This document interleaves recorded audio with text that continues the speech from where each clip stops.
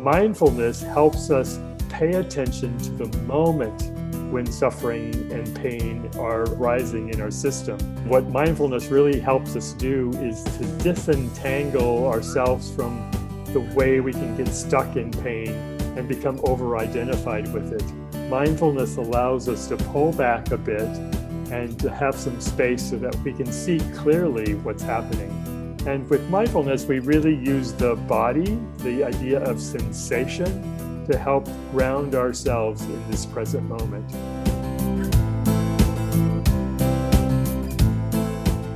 At Home with Growing Older is a nonprofit organization which believes in peer learning and creating discussions which bring the lens of aging to a variety of topics.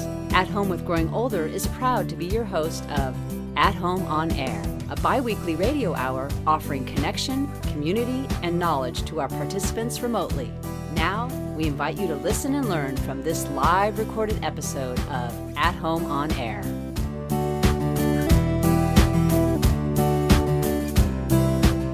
Really grateful for all the work At Home with Growing Older is doing around this really important topic of how do we approach aging, not a topic that gets enough attention. Mindful self-compassion actually fits really neatly into this. Before I launch into the popular topic of suffering, I'd like to first make sure that the right people are in the room. And so I have a short poem I'm going to read to you by Jack Kornfield, who is a meditation teacher and psychologist and one of the co-founders of Spirit Rock in Marin. If you can start the day without caffeine, if you can always be cheerful, ignoring aches and pains, if you can resist complaining and boring people with your troubles, if you can eat the same food every day and be grateful for it, if you can understand when loved ones are too busy to give you time, if you can take criticism and blame without resentment, if you can conquer tension without medical help, if you can relax without liquor, if you can sleep without the aid of drugs, you're probably a dog. So I don't see any dogs, so I assume everyone is in this human gig with me. And we all are familiar with pain. We all know what this is. This is a universal human experience. And most of the time when we think about pain, we think about how to get rid of it. You know, it's this really basic human response. And you might have heard the expression that pain is inevitable, but suffering is optional. And there's a really important truth in that little saying that I'd like to explore a little bit. So in order to talk about pain, I'd like to back up just a bit and talk about the physiology of pain. We know so much now because of neuroscience about how the brain works. And so we really have a lot more insight into this. As I mentioned, pain is this really common human experience, and the common reaction is to resist it. And this isn't because we've done something wrong. This is actually how we are wired. So the oldest part of our brain is our survival brain. And this survival brain is really meant to keep us alive.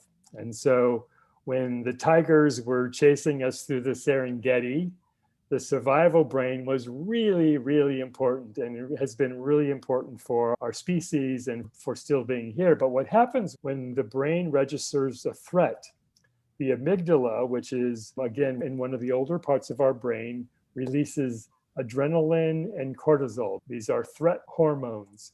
When this happens, all or most of the body's resources are directed towards this effort to survive, and we engage in what's commonly referred to as fight, flight, or freeze. And so, thank God we have this capacity, really important, and it still is, even though we don't have many tigers. There are other situations in life where it is really important to respond to pain with this survival brain. But there are two problems with this response of the survivor brain. One is with repeated threats, it can get stuck on. And so we can become habituated to threat. And so part of this response is sometimes called the limbic brain. And sometimes people have referred to our politics in this country as limbic politics. This is where we get stuck on this kind of heightened state of arousal where we're constantly looking for a problem, we're looking for danger. The second problem with our survival brain is that the brain doesn't differentiate between a tiger chasing us through the jungle when our physical safety is at stake versus social and emotional pain.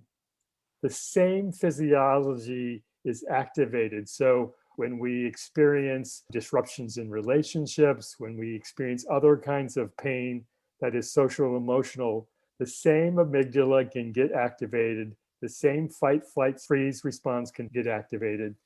And so the survival brain is really important for staying alive, but it's not so great around thriving and accessing the parts of our brain that are more in the prefrontal cortex that include things like compassion, empathy, discernment, joy, gratitude, these kind of variables that really make life meaningful. We just don't have access to them when the brain is in the survivor system. So this is the problem of pain. The problem of pain is we can get stuck in this hardwired response that we have to pain.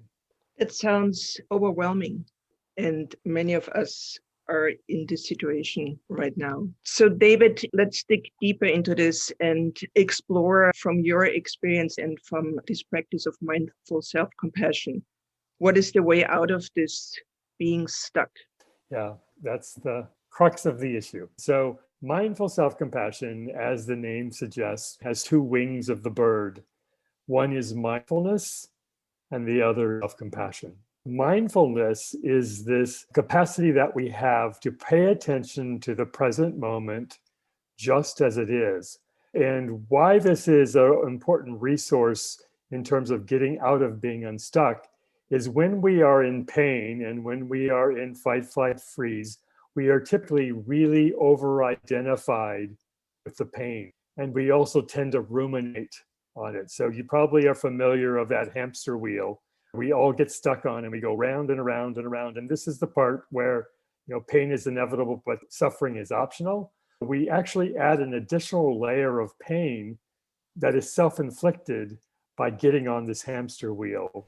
Buddha said that there are two arrows of suffering. The first arrow is just life happens. And the second arrow is the one that we shoot ourselves with. This is where we are self-critical and get lost in the pain. So mindfulness helps us pull out of that, because when we bring attention to the present moment, it widens the aperture of our awareness. And so we are identified with the pain. A really easy way to think about this mindfulness principle is what happens when you take a deep breath. A deep breath is a really simple mindfulness practice where you just feel your breath. And when you are in a moment of stress, how regulating that can be. Mindfulness helps us regulate our central nervous system and down regulates the threat response so that we then can choose a different response. Then the second part of the formula is the self-compassion. And this is the wise use of a different response. So I talked about the parts of our brain that are hardwired, the survival brain, but we have another capacity that is not as hardwired, but it is innate. And that is, as mammals, we have a caregiving system. It's called the mammalian caregiving system. This really served us evolutionarily speaking, because for mammals, young have this long period of development and they have to be protected. So this caregiving system is a way of activating care and making sure that our young are cared for the full period of development. But we don't lose that capacity. And when the caregiving system is activated, some very different hormones are released, different than the survival brain hormones of cortisol and adrenaline. When the caregiving system is activated, the feel-good hormone happen. So opiates, sometimes called the hugging hormones. So when we think about activating the caregiving system, it's helpful to think about how we respond to young. And so I'm going to ask everyone, just for an experiment, when you think about when a parent or a guardian responds to a cute and beautiful little baby, and they're just filled with kindness and love, what's the sound that we make? Let's all make it together. Oh, Oh. oh, that's it. And this is a universal kind of thing. You might have noticed it immediately brought smiles to people's faces. This is the evidence of this feel-good hormone.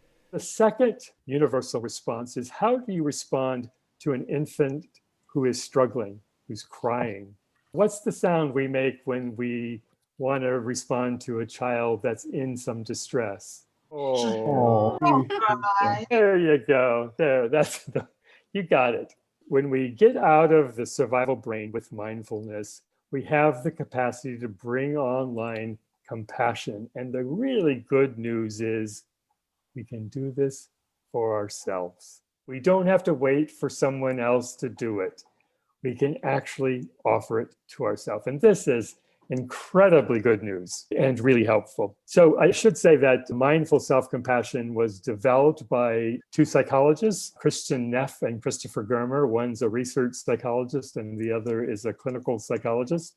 I'll talk a little bit more about them in a minute, but they are the ones who organized this idea of mindful self-compassion. David, I love this image of the Buddhist saying life happens, and the other one is shoot ourselves. This is the two areas of suffering. And as you said, the amazing thing about mindful self-compassion is that we are our own resource. I don't know if the arrow really turns the other way, but in a way we just break off the tip of the arrow. So I'm curious, because mindful self-compassion really emerged in the last 10 years. What was sort of your entry point into this? I spent my career working with at-risk and traumatized children and families in a really intense kind of clinical setting. And it was amazing work. I learned so much, but it really took a toll after 20 some years. And I really started to burn out. And the way the burnout showed up is in my body. I had a serious health crisis where my doctor really said, you either do something different or you're not going to be around. This really was the point where I realized that something different had to happen. And so I really began this exploration of what healing might look like. And in this way, I discovered mindful self-compassion. For caregivers in particular, I think mindful self-compassion can be a really important resource, because while we talk a lot about self-care, there was nothing in my training program that talked about self-compassion. And the good news about self-compassion is you can offer it to yourself in the moment of pain or suffering.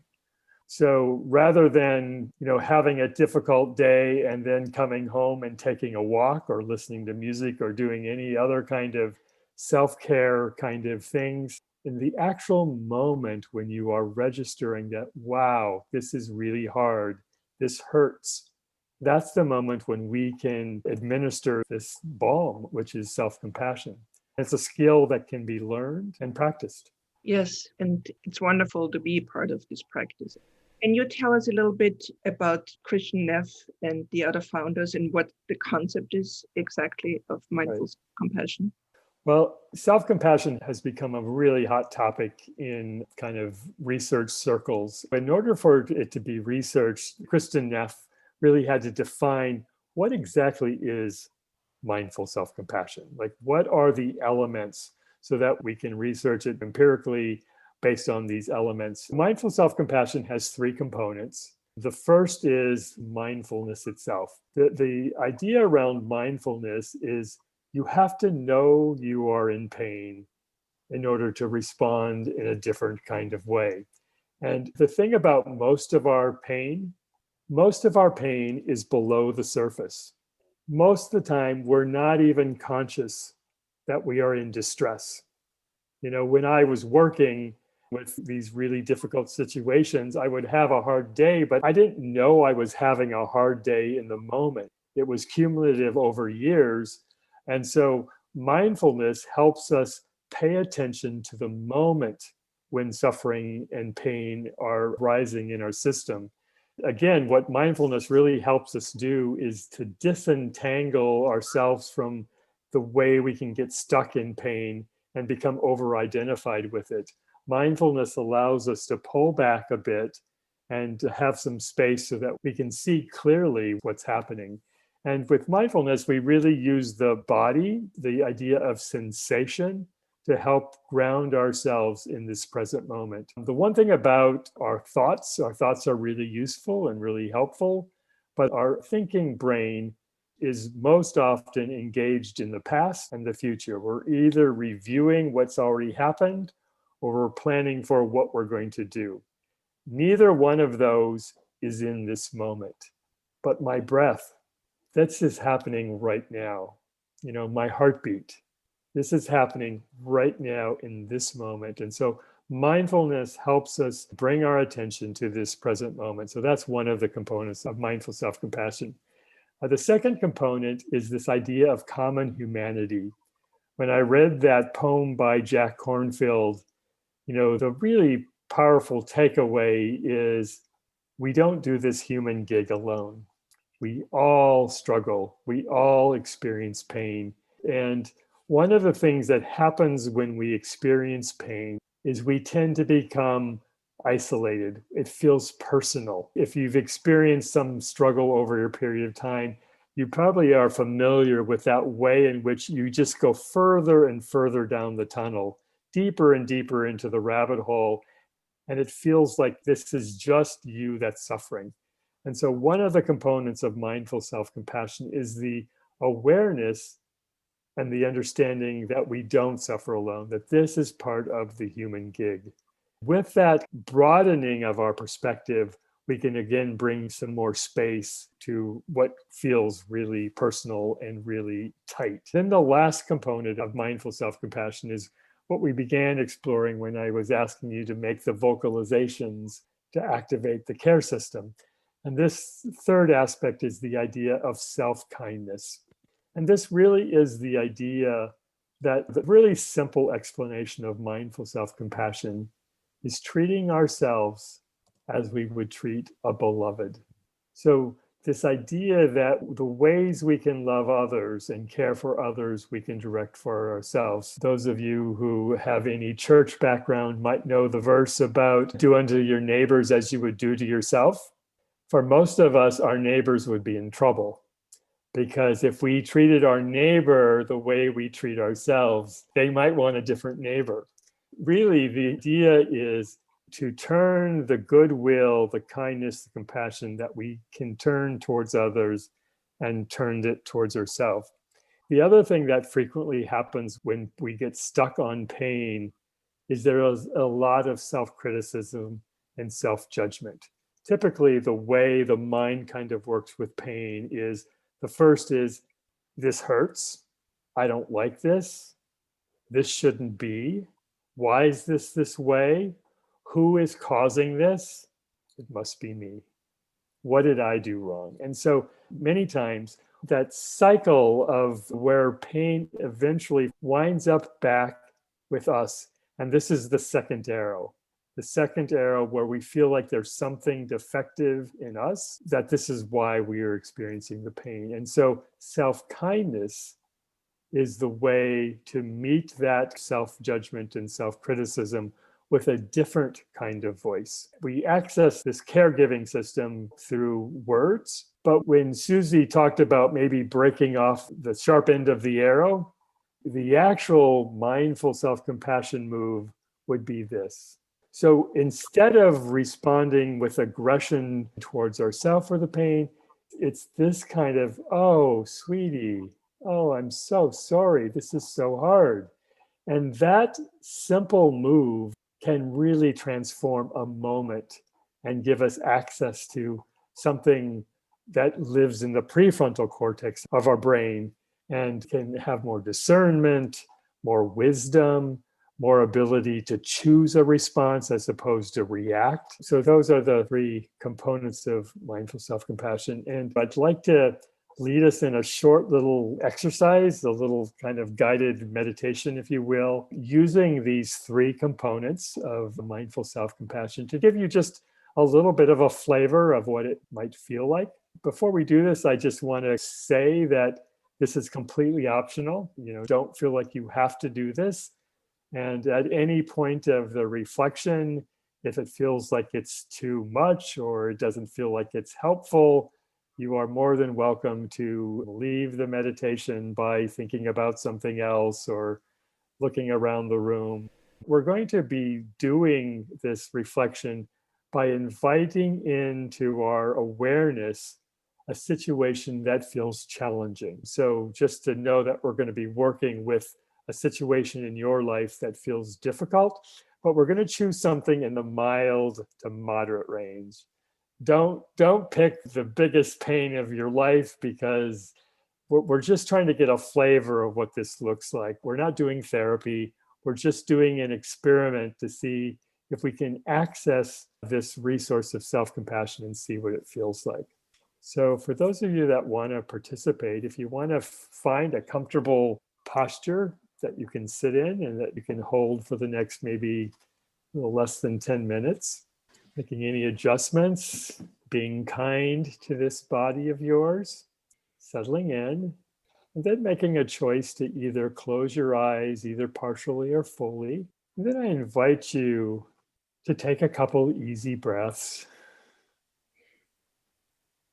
We've been doing a lot of talking. And in this moment, I'm inviting you to come into your body, to come into this body just as it is, by noticing your breath.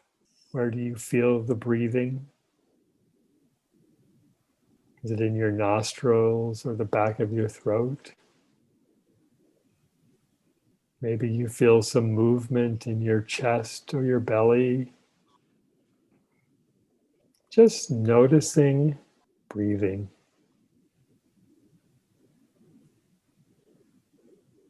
Feeling the sensation of breathing, of being alive, just like this.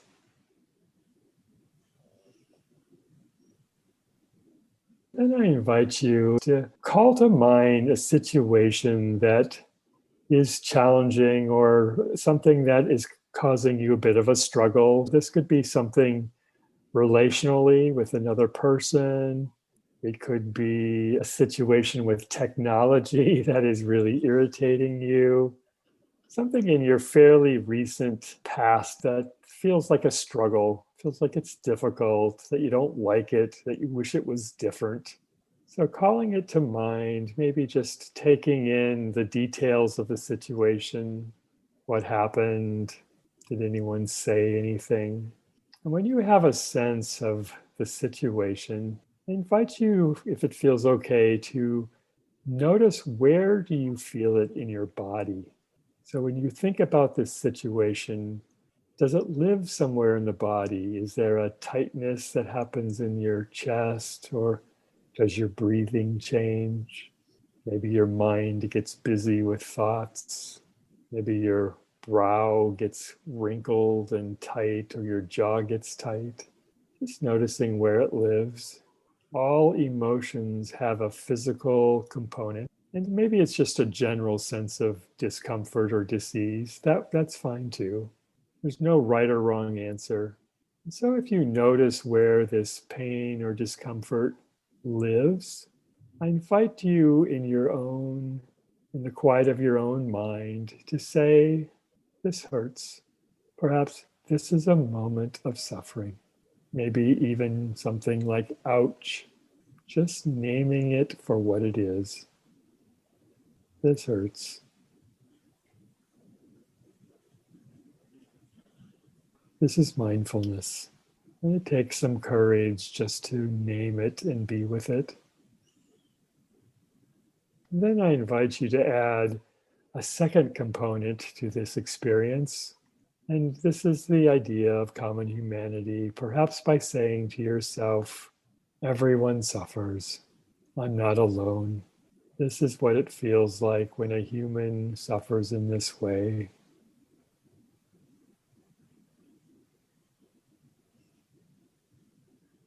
Feeling into the way you are connected to the human family.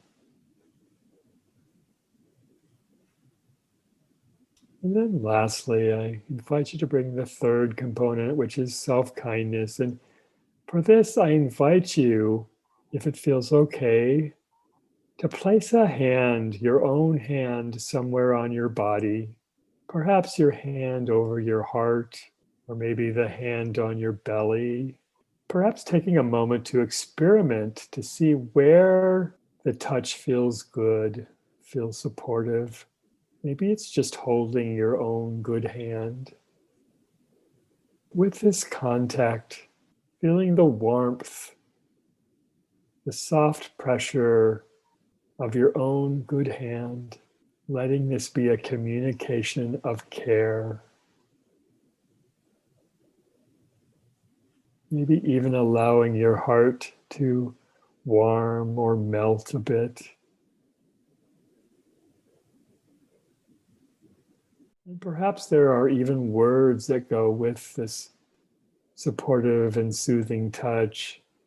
Words you need to hear, like, I care about you, or I'm here for you, or I got your back. Feeling this capacity we have to care for ourselves. If you find that this is a struggle for you, you can't find the words, or perhaps the touch does not seem to move you in any way, if your best friend or your beloved was sitting next to you and they knew you were struggling with this thing, what would they say to you? And can you offer those words to yourself?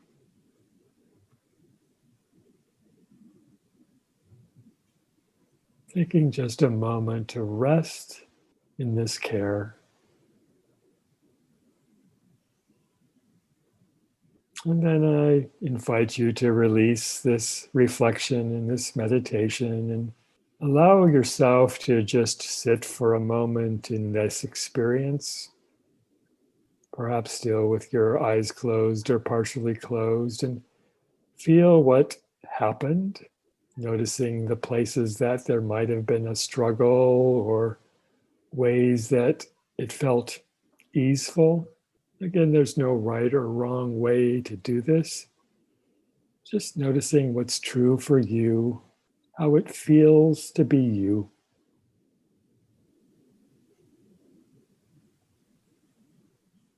And then releasing this reflection and allowing your body to move if that feels helpful, to open your eyes, maybe look around the room, wiggle your toes or wiggle your fingers, give your body a little stretch, and then coming back together. So thank you for that practice and for exploring that. I'd like to do this in two parts. One, it sometimes can be really helpful to take a moment after a reflection to just pause and give a chance for anyone who wishes to speak to what that experience was like. You know, anything that moved or anything that surprised you, anything that felt like a struggle or didn't work.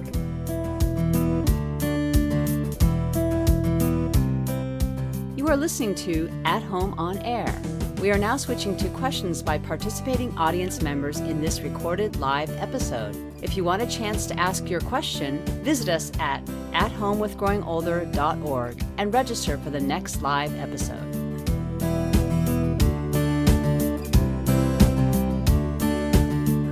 So maybe just a couple of people, if there's anything to share about that practice, about what happened, even of those components of self-compassion.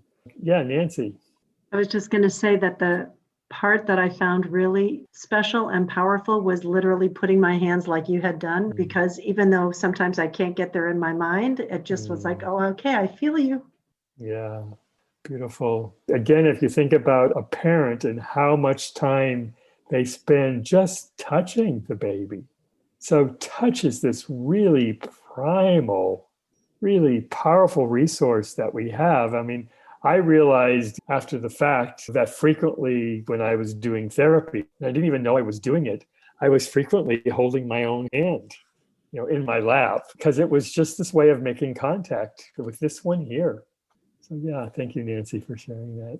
Did anyone find it difficult or challenging? Okay, Marcy. Yeah, I found it a bit difficult because where I'm sitting is at my work computer, not relaxing, and my dog was jumping on my lap. So just environmental stuff.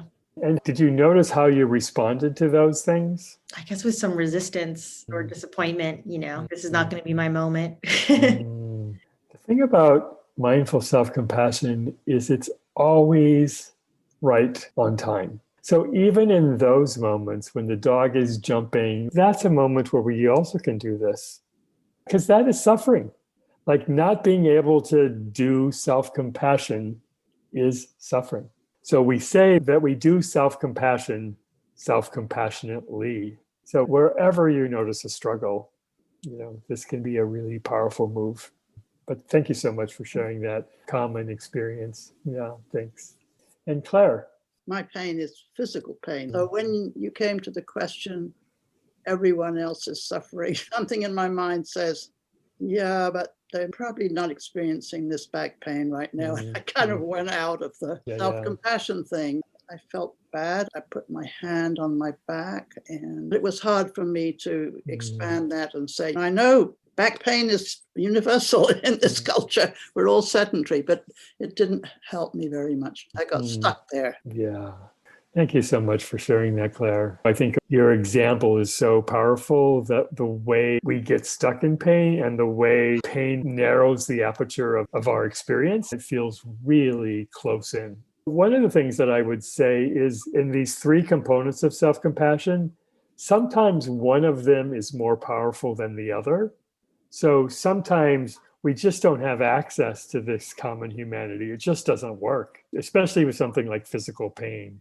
Like this is in my body, So sometimes using one of the other elements like soothing touch can be helpful. One of the paradoxes of mindful self-compassion, which is a bit of a conundrum, is we practice mindful self-compassion not to feel better, but because we feel bad. So it is this idea that we're not trying to fix ourselves, but we're responding to our pain in this way that a loving parent would respond to a little child with the flu. As much as the parent wishes they could make the flu go away, they can't. And so they pull up a chair and they offer their presence.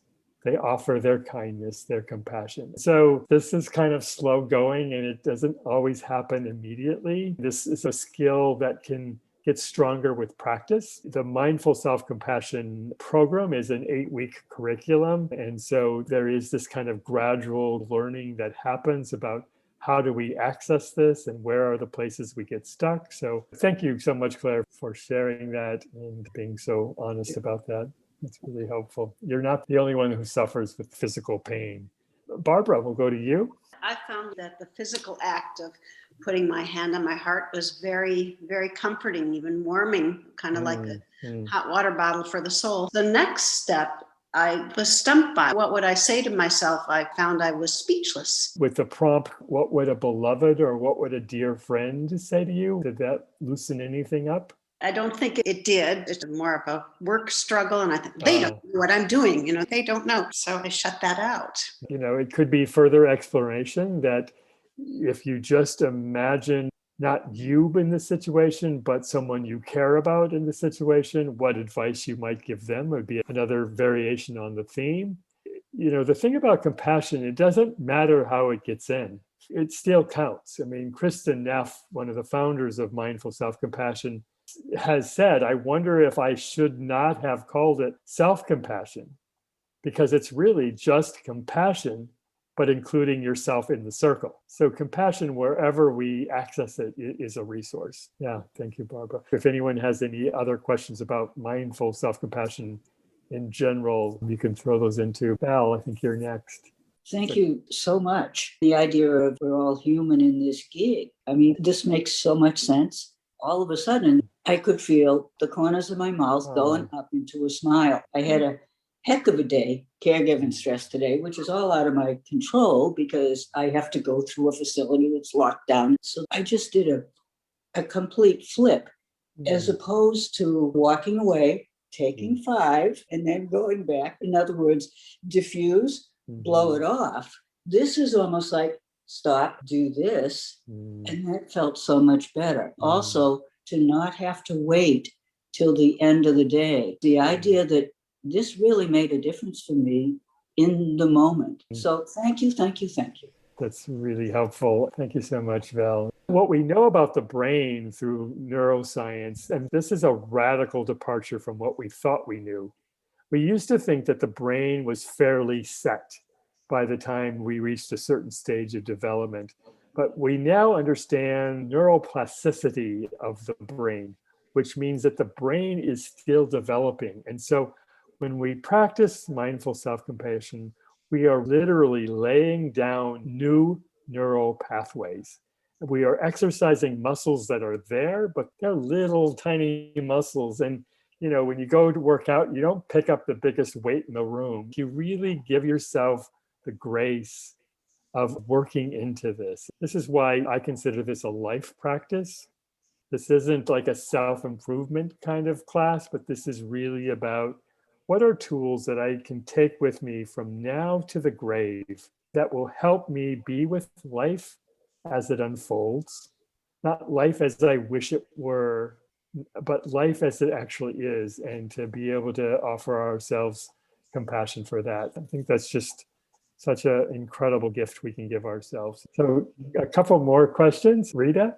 Thank you. This is good. It's really timely. I'm in the midst of pretty intensive caregiving for my mother, who's 97, just came back from round the clock days of it today. I've been struggling with how do I get the support I need for myself, because this could go on for a while. And I kept thinking about the people who I wanted to provide support towards me.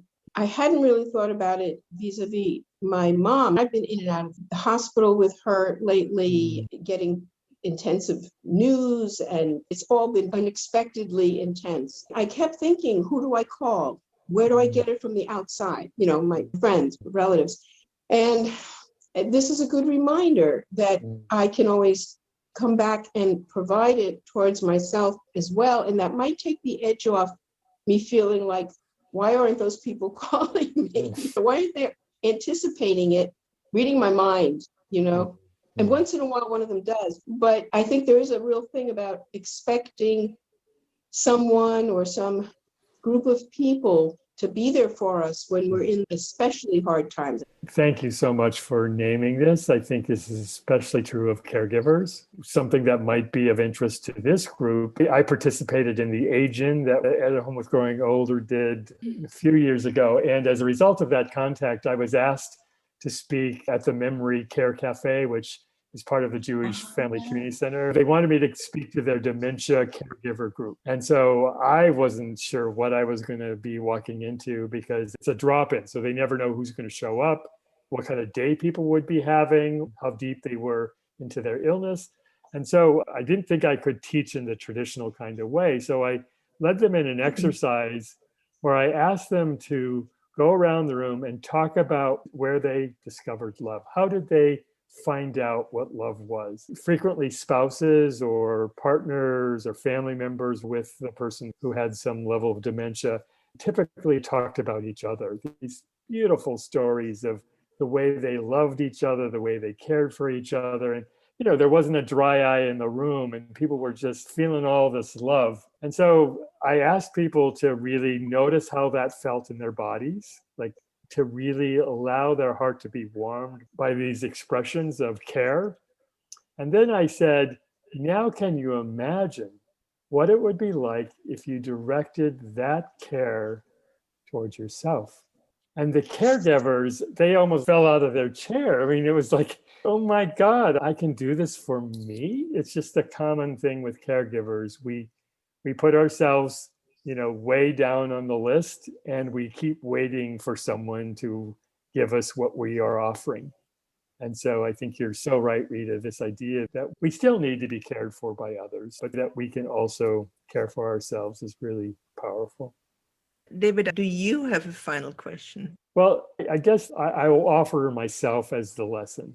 So it is so easy to turn this mindful self-compassion into another way in which we just don't cut it. The idea that I can't even be self-compassionate, like how pathetic is that? There's a meditation teacher in Australia, Bob Sharples, who calls this the subtle aggression of self-improvement. And so I just think it is so important to engage in self-compassion with a lot of compassion. We are messy human beings, and we can bring understanding to ourselves and know that we're doing our best and we're learning. You're curious about doing a deeper dive into this. The Center for Mindful Self-Compassion has a really great website, and there are teachers literally around the world teaching this. So lots of opportunities to learn. Thank you, everyone, for being here and for adding to this compassion. Thank you, David. It was a special time for all of us. Thank you for your generosity and opening this door. Again, I feel like for me, I've been a student with you, but I need this door opened over and over and over again, because I keep forgetting in the everyday pain to open this door. It was a real treat. Thank you so much.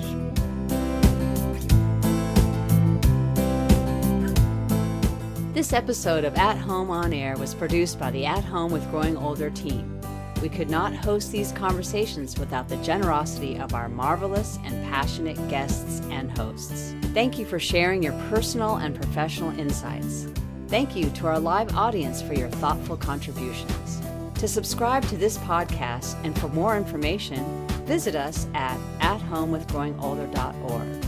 Thank you to our sponsors, Rhoda Goldman Plaza, the jewel of San Francisco's assisted living and memory care communities, and the Walnut Foundation, a San Francisco family foundation. We would also like to thank, for their encouragement and inspiration, Encore.org, which works to bridge the intergenerational divide, and the Op-Ed Project, whose mission is to change who writes history. At Home with Growing Older strives to educate, inspire, and connect people across generations and disciplines to re-envision and improve the experiences of later life. Don't forget to subscribe and tune in for the next episode.